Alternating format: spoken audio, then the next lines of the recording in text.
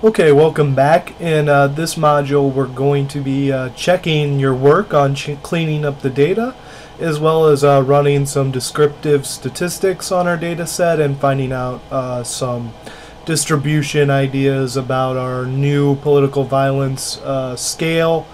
And yeah, that'll be it. It'll probably be relatively short.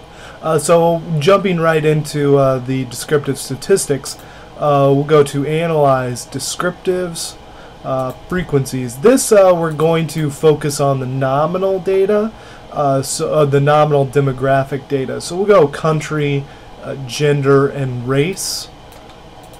Down here, we'll just select both of those. I've already got country moved over.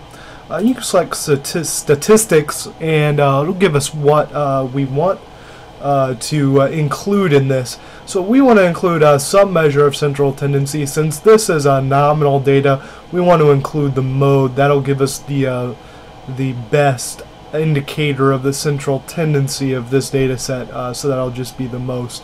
And since we're doing a frequency chart, we'll also find out how many numbers of each variable case that we have available to us. That's the display frequency tables. So you can also include some charts if you want. I'm going to include none with this. Actually, let's include a bar chart with frequencies. That might be nice, or a pie chart with some percentages. Yeah, let's do that. That'll give us a good picture. Pie charts are pretty easy to read. Format. This isn't really anything that we want to. This is just the frequency table format. This looks just fine. But we'll just go ahead and push OK, and we'll wait for a second. So this the country comes first, and then we'll go through the rest. So your country item should look like this with let's see how many of this: 1, 2, 3, 4, 5, 6, 7, 8, 9, 10, 11, 12, 13 different countries and these frequencies for them. So if you have anything different, go ahead and pause the video and change that up real quick. As you can see, gender, we're skewing towards slightly more women taking this survey, which is no problem at all. And not incredibly racially diverse, but to be expected. We recruited the participants from Reddit, and that isn't a very diverse community. But as you can see, we now have some nice pie charts based on the data that we have, the nominal data. And you can actually take these, double-click to edit the chart, and make some changes however you want for your output.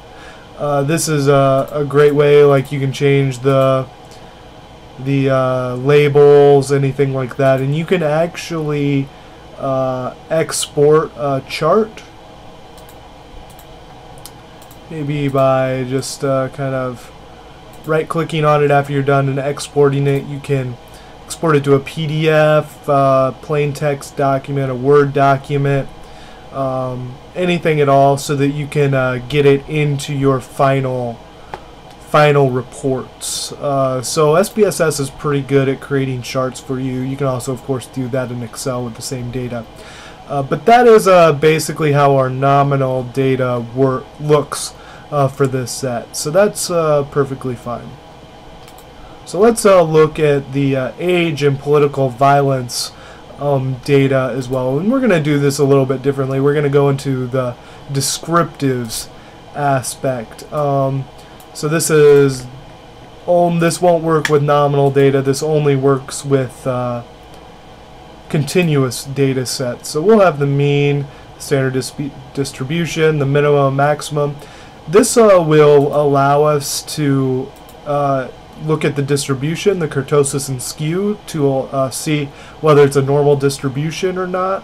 And remember, skew is whether the data hump is to the left or right on your plot, and kurtosis is whether your data is very peaked, tall and skinny, or short and fat.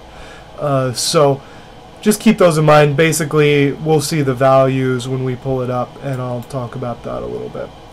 Just go OK. And here is our data that was popped out. So for the age, the maximum, minimum 18 to 49, mean 22.27, standard deviation 4.724.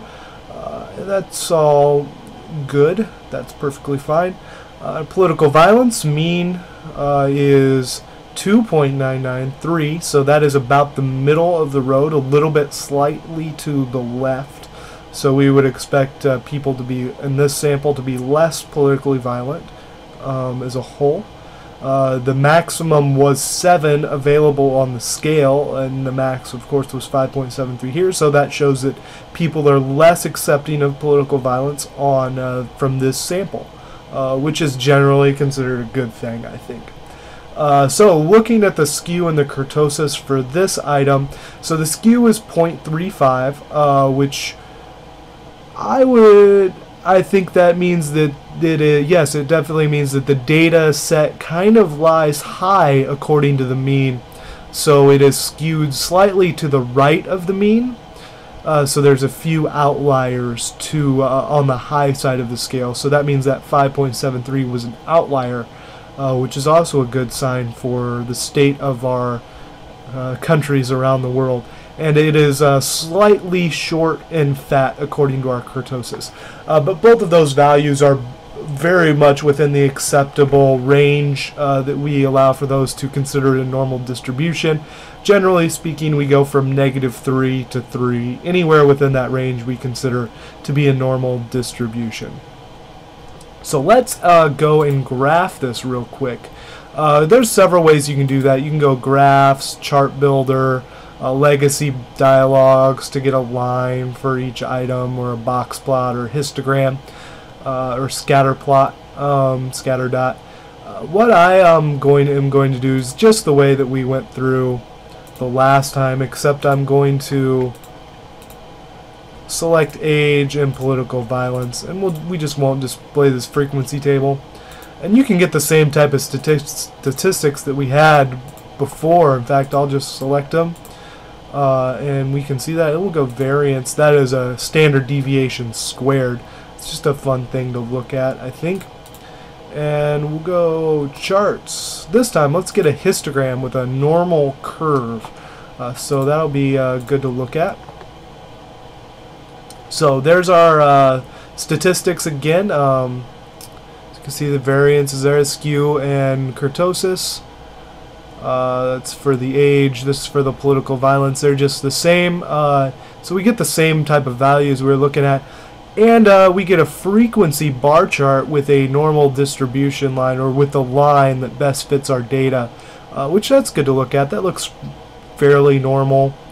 And that is not bad either. That looks kind of okay. Obviously there's some dips in there, but that just could probably be a function of the scale only having 7 items on it. So everything looks fine, and you can, do the same thing we did before. Export, double click on this item to mess with the graph and change some things, make it look a little bit better if you'd like. But yeah.